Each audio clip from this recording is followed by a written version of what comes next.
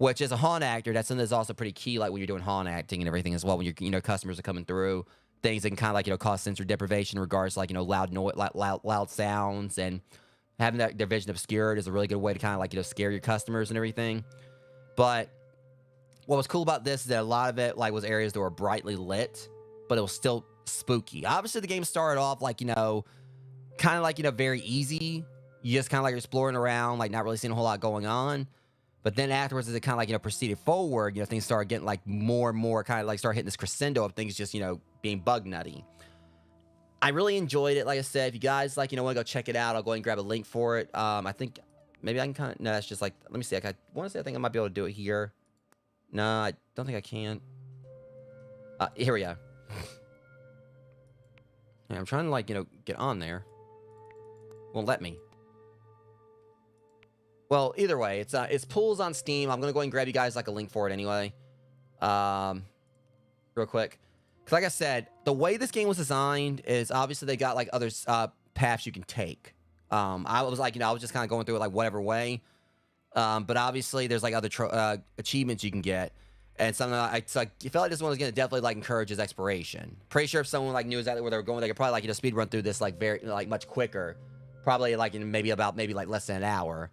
But you guys want to grab it for yourselves. There it is right there. It's like there's a demo for it if you want to check that out too. Like I played like 1 minute of the demo before I actually really committed to going and buying the game. That's how much like kind of impressed me at the start. But it's like $9.79 on Steam, so it's not even really that expensive. So you want to check it out for yourselves. Like go and try like like go through like other paths that I didn't take, or just try it out in general. Because obviously it'll probably be like tricky for you to take other paths because there was so much that was branching. The way like it branched around there was so massive. It's like it was kind of done in a way where you may like take like a different path than what I did, but you also may still like come back on like the same route that I took in some way, just different way of getting there. Like obviously like in the one level, there was that one diving board. You guys might want to kind of like check out that one diving board that had like the big circular pit. Well, because compare that would basically be in comparison to how I went on the diving board. That kind of made me think of like the whole thing with Cerebro from X-Men, like the X-Men movies, like how Cerebro was in like that one big room with the one narrow walkway. That kind of was what that made me think of. But I took like the one with like the narrow walkway to the diving board, so you guys go and check out the diving board like with the big circular pit. There's like, again, I like the fact that there's like so much options for exploration in this. Again, it's definitely a walking simulator. It wouldn't be for everyone, but I feel like you guys watching it maybe kind of like possibly maybe got hit with some of the stuff that I got hit with. But I feel like in regards to like maybe like because like I was playing it and my chest got tight at a few points. Definitely kind of like made me feel like a little bit unsettled. And again, that's what makes like a really good horror game when like they don't rely on a whole bunch of jump scares and everything. They just do it like just with the setting itself. But it's one of this ones that I feel like you guys definitely got to kind of try it for yourself to kind of like really get like what I was getting from it. Because I feel like it might be different if you're just watching compared to playing. Because like considering how the controls like work and everything, when I was running, there was like a little bit of a lag when the character stopped and all that. I just really would wonder how this game would be if it was in VR. I mean, maybe there might be a VR version of it that may come at some point. I definitely would actually want to check it out, see how it looks in VR. But either way, like I said, this isn't going to be the only game I'm going to be playing today, since I actually was finally able to get back to streaming today, after all the issues I've been having like earlier in the week. Again, for those that don't know what I'm talking about, check my YouTube community posts to see what's been going on in regards to trying to stream on YouTube. But I will be like streaming again like sometime tonight. Me and the guys are gonna be playing, finally continuing to escape the backrooms for the first time in a few months. And that's gonna be a version of a backrooms game where we actually gonna have things chasing us. I mean, yeah, I had the mannequins after me in this one, but yeah, tonight's gonna be great. I'm excited for it because we ain't played in a few months. And considering where we're gonna be picking up from, I do know that we're kind of somewhat close to where me and Mac had left. Well, actually, it's still gonna be a bit for us to get there. But where me and Mac had left off, previously before we started over, and played with you guys, yeah, we're going to have some fun. Me and Mac know what's coming. You guys don't, though, and that's what I'm really excited about. But I'm hoping we also can get me and OS, now that we got like a full group, we can get past the one part that me and Mac got stuck on in our first playthrough of it. But, yeah, either way, Rogues, it'll be like around 8:30, 9 o'clock that we'll be going live with that one. It'll be Eastern time. But for now, I'm going to go ahead and go and grab me some food. It's going to be a few hours before we go live, and I'm going to go ahead and start getting things set up for the next stream. Oh, yeah, and we're going to be starting for the circus area. Yeah. It's going to be fun. It's going to be fun. But, yeah, whatever the case. I want to, of course, say thank you guys, being real here. I want to say thank you to those who came in and hung out with me for this. I know I always say that, but this is something I've been doing for like years now, and that's one reason I've been like kind of like bummed I wasn't able to stream lately, even though it was only a few days. Because I love live streaming. It's something I've been doing like since like 2016, and something I've only like discussed a few times is that we are coming up on me having like the requirements to apply for YouTube partnership, at least the lower tier of it. I'm currently basically for the lower tier you need like 500 subs, and I'm well past that. But you need like 3,000 watch hours to apply for that tier, and currently we're like at the we're at like because I don't like normally like discussing the numbers on streams. I don't like you guys sound like statistics, but we're like at around last I checked, looking at it right here, we are at in regards to watch hours, we're at 2,143. So we're past like we're definitely like in like past 2/3. So we're at 2,143 out of 3,000 watch hours. So I'm hoping like in the next few months I'll be able to actually apply for YouTube partnership. And obviously I wouldn't have been able to get like where I am with this. I mean, I know it's nowhere near like the levels of like other YouTubers out there who've have got like a lot more than I do in regards to like subs, watch hours, and everything. But still, as someone like who's from a small town in Georgia, trying his damnness like to actually pursue this dream, you guys are the ones that are kind of like making me get to that, help me get to that point, and I'm grateful for it. It's been like long, almost 8 years doing this. I've been like on a whole bunch of different streaming sites. I've been on Twitch, I've been on Mixer, I've been on back before Mixer, back when it was Bean, I've been on Glimish. I've been like on 11 different sites, and it kind of feels like a full circle thing. The fact that I originally started content creation back in 2013 doing Let's Plays here on YouTube. And now here as I came back to came back here to live stream, actually taking this channel seriously again after not really being on here for a while. And I'm grateful for, you guys helping me out, like, and just give my content a chance. Because I know there's other YouTubers out there, they're much better at this than I am. I just want to, like, give like a little environment for you guys to come in, hang out, have a good time, and hope that, my content is good enough for you guys. So anyways, all the sappiness aside, I'll see you guys in a few hours for us getting the back rooms with my friends.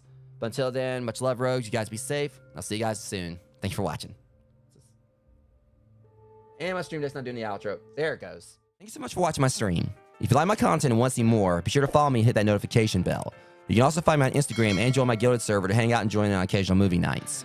If you're an aspiring streamer, my website contains a collection of over a dozen completely free text guides with advice to help you get started. The section is dedicated to proper networking, the importance of channel panels, handling dead air, and many other topics. You can find a link to my website on my channel. See you guys next time.